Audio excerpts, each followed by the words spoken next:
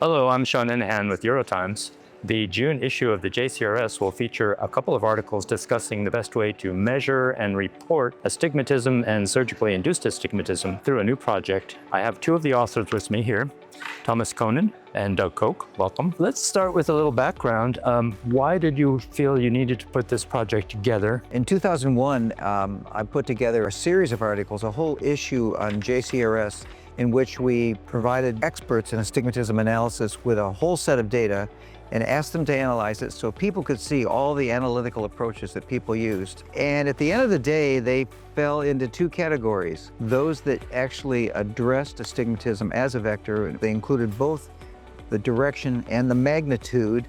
And then there was one method that just tried to separate the direction and the magnitude, but it got confusing and we realized we needed something more scientific. That's when Thomas decided we needed to have a working group. Yeah, that's right. And I remember 2001, we did this, I have to say. It took us more than 3 years to come to this final conclusion, but it's worthwhile. You will see the articles coming out, one editorial, two articles, and I think they will solve issues in the world. And our goal was to provide people with an understanding of how we should be thinking about astigmatism. You can't oversimplify it or you end up with incorrect answers, with misleading information. So you have to kind of bite the bullet and do the more complex methods that are kind of bivariate, which take into account both the magnitude and the direction.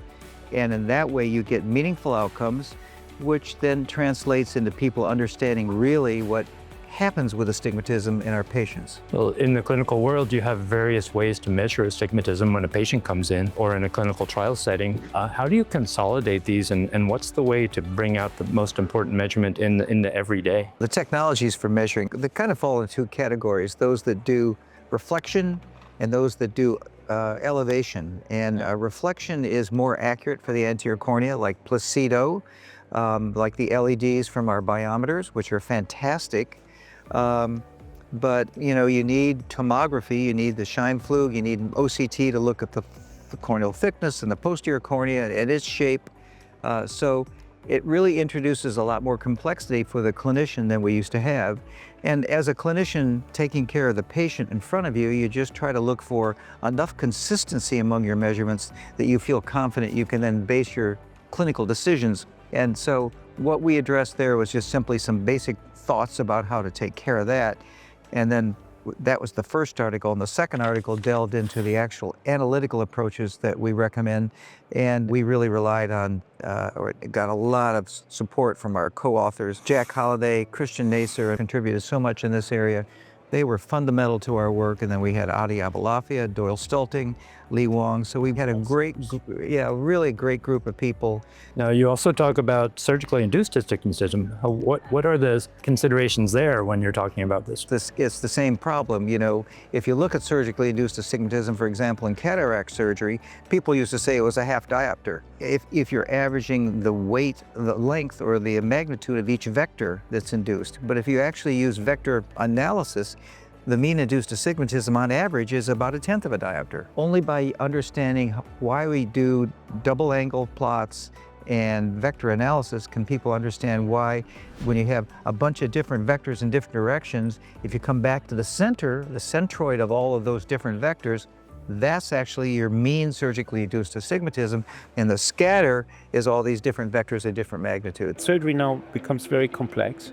We have all this, high intelligent optical systems, talking about intraocular lenses with diffractive, and most of our patients want to be spectacle independent, and so astigmatism plays a big role. You need to understand, do you need a toric lens? Where do you place your your incisions and all these things? And you only can do this if you understand what you change in the cornea when you do surgery, in order to predict the outcome, and therefore you need these methods. About surgically induced astigmatism, if you do a graph simply of what you targeted in terms of magnitude and what actually occurred, surgically induced astigmatism, alone, you can get a nice plot that makes it look like, wow, they're all very consistent. But if they're not in the same direction, you actually are providing incredibly misleading information, which is why you have to go to the bivariate analysis, double angle plots, and then you get the true picture of what really happened. Doesn't this have implications for clinical trial design and registries and so on? Absolutely. It should be the standard for what is employed in all of those scenarios. We have good methods, and we have to say, when we did this project together with this group, we all learned also ourselves, right? If people are interested to read these articles, I always say to my residents, take a weekend off, take a little bit time and sit down and try to understand this step by step.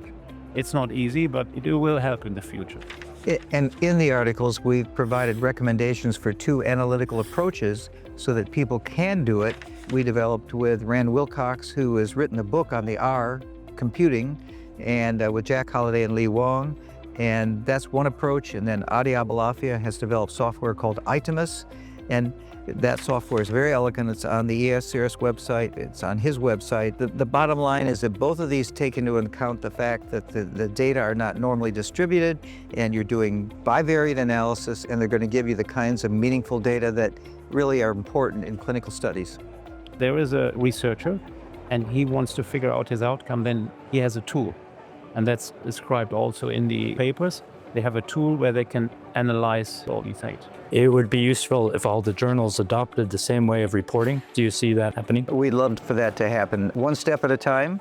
JCRS is going to adopt these standards, these instructions for authors, etc. But we hope that other major journals will again embrace this and recognize it for the scientifically valid way to do this.